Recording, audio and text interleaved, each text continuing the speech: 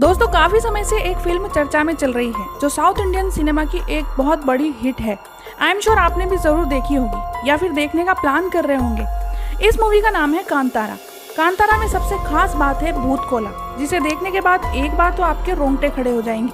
क्या है भूत कोला जिसे एक सामान्य व्यक्ति कभी नहीं कर सकता? जानेंगे भूत कोला के बारे में आज के वीडियो में। दोस्तों आगे बढ़ने से पहले एक रिक्वेस्ट है कि अगर आपको वीडियो पसंद आता है तो कमेंट करके जरूर बताएं। कमेंट से ही आगे के वीडियोस के लिए मोटिवेशंस और सजेशंस मिलते हैं। बात करें भूत कोला की तो ये एक दक्षिण भारतीय प्रथा है जिसे कि एक देवी नृत्य के साथ निभाया जाता है। नृत्य करने वाला आदमी आम इंसान नहीं होता, एक विशेष व्यक्ति ही इस कार्य को अंजाम दे सकता है। ज्यादातर ये नृत्य पुश्तैनी होते हैं और वे व्यक्ति की पीढ़ियां इसे निभाती हैं। इस नृत्य में भगवान विष्णु और उनके वराह अवतार की खास रहस्य की बातें हैं। इस मूवी में भी यही दिखाया गया है कि एक देव में कितनी शक्ति होती है, जिसका अपमान करने पर किस प्रकार मौत होती है और उसका अंजाम आगे आने वाली पीढ़ियां तक विकलांग पैदा होकर भुगतती है। भूत कोला गांव के देवता के मंदिर के सामने किया जाता है। जैसे जैसे नृत्य परवान चढ़ता है, मंजर रोंगटे खड़े कर देने वाला होता जाता है। माना जाता है कि जो शख्स भूत कोला परफॉर्म करता है, यानी जो डांसर होता है, उसके अंदर पंजुर्ली देवता आते हैं और उनके द्वारा बोले गए शब्द सर्वोपरि होते हैं और हर किसी को इसका पालन करना होता है। ये नृत्य तुलुवास यानी तुलु भाषा बोलने वालों की संस्कृति है और तुलु संस्कृति कर्नाटक के दक्षिण कन्नड़, उडुपी जिलों और केरल के कासरगाड जिले के मूल निवासी हैं। ये नृत्य के द्वारा एक माध्यम बनते हैं और आत्माओं, पूर्वजों, नायकों, पशु देवताओं, वन देवताओं का आह्वान करते हैं। इस वक्त ये कई आध्यात्मिक आत्माओं और देवताओं से जुड़ते हैं। भूत का अर्थ होता है आत्मा और कोला का अर्थ होता है खेलना। भूत जिन्हें देव भी कहा जाता है, ये अर्ध दिव्य आत्माएं होती हैं जो मनुष्यों और देवताओं से अलग होती हैं। भूत कोला के दौरान कई प्रकार की आत्माओं का आह्वान होता है जो अलग अलग समुदायों से जुड़ी होती हैं। बूढ़ा पशु रूप में भी हो सकते हैं, जैसे पीली चामुड़ी एक भाग है, मलराय एक सुअर है। इस वक्त कलाकार अस्थायी रूप से देवता के पास होता है। इस नृत्य के पहले कलाकार को कई आध्यात्मिक परीक्षणों से गुजरना पड़ता है और कई प्रतिबंधों का पालन भी करना पड़ता है। वे सख्त नियमों का पालन करते हैं, जैसे मांस, शराब सब बंद हो जाता है। वहाँ के लोग अपनी संस्कृति और जमीन की रक्षा के लिए 500 सालों से इस प्रथा का पालन करते आ रहे हैं। इस नृत्य में दो देवता प्रमुख हैं, पंजुर्ली देवता और गुलिगा देवता। ये दोनों ही मुख्य देवता माने जाते हैं जो क्षेत्र के अनुरूप नाम बदलते हैं। पंजुर्ली का मतलब होता है तुलु भाषा में युवा जंगली सुअर। ये प्राचीन देवताओं में से एक है। इन्हें सुअर के रूप में पूजा जाता है। इनके जन्म की महिमा अलग अलग क्षेत्रों के अनुसार अलग अलग है। एक पौराणिक कथा के अनुसार जंगली सुअर के परिवार में 5 सदस्य थे। देवी पार्वती इन सुअरों का पालन करती थी। उनमें से उन्हें एक सुअर बहुत सुंदर लगा।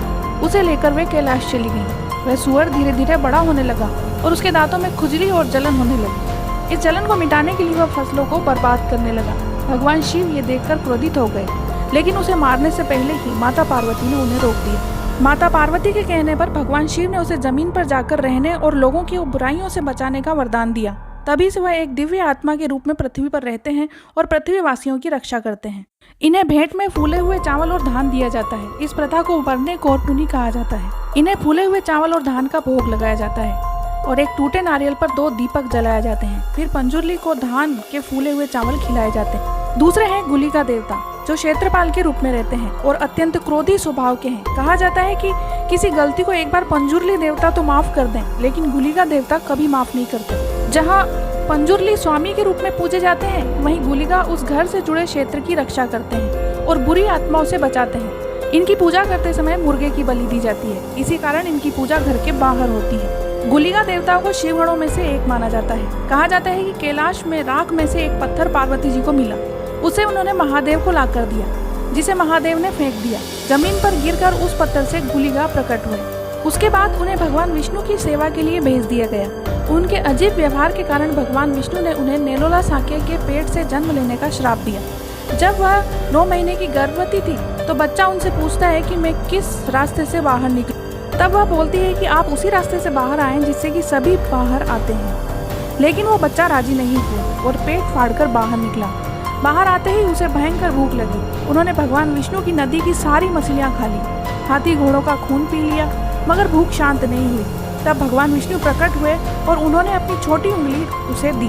तब जाकर गुलिका का पेट भरा। उनके क्रोधी स्वभाव के पीछे भी एक रहस्य है, क्योंकि उन्हें पैदा ही राक्षसों को मारने और उन्हें खाने के लिए किया गया था। आदि शक्ति ने उन्हें क्षेत्रपाल के रूप में व्यवस्थित किया, इसलिए उनका नाम क्षेत्रपाल पड़ा। एक बार पंजुर्ली और गुलिका के बीच कड़ी लड़ाई हुई। दोनों में इतनी भयंकर लड़ाई हुई जिसका खामियाजा गांव वालों को भुगतना पड़ा। गुलिका की पूजा पत्थर के रूप में की जाती है। स्थान के आधार पर अलग अलग आत्माओं के विलय से इनका नाम भी अलग हो जाता है, जैसे सुब्बी गुलिका, रक्तेश्वरी गुलिका, सन्यासी गुलिका।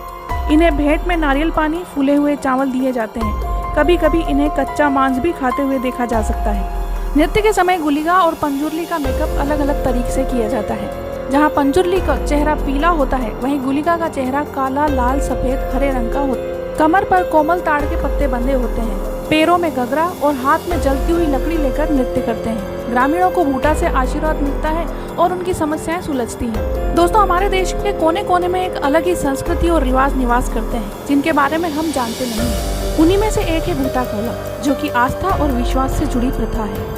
आपको ये वीडियो कैसा लगा कमेंट करके जरूर बताएं। वीडियो पसंद आए हो तो उसे लाइक और शेयर करें। चैनल पर नए हैं तो सब्सक्राइब करें और बेल आइकन जरूर दबाएं, ताकि इसी तरह के और वीडियोस आपको मिलते रहें।